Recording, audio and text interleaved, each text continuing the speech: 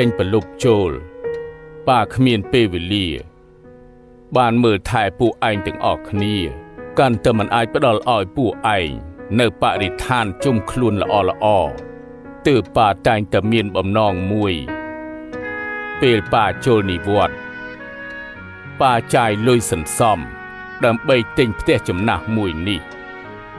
សង្ឃឹមថាមានពេលវេលាចាំបាច់ណាមួយអាចធ្វើជាកន្លែងសម្រាប់ជ្រកកោនបាំងខ្យល់បាំងភ្លៀងឲ្យពួកឯងក៏ប៉ុន្តែប៉ាមិននឹកស្មានសោះថា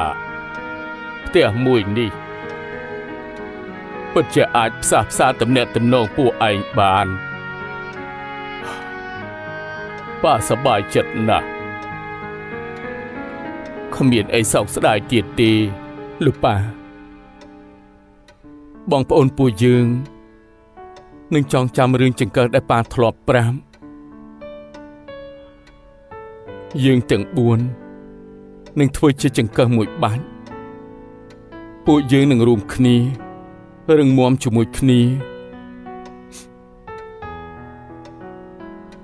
ពួកឯងត្រូវចាំពាក្យដែលមិនបាននិយាយមិនសុទ្ធតែមានឱកាសអាចនិយាយទេដូច្នេះហើយអបកសោបអ្នកនៅជុំវិញខ្លួនបង្ហាញក្តីស្រឡាញ់ទាន់មានពេល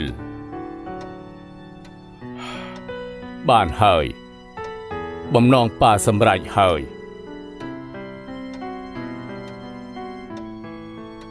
ប៉ាក៏ត្រូវទៅដែរ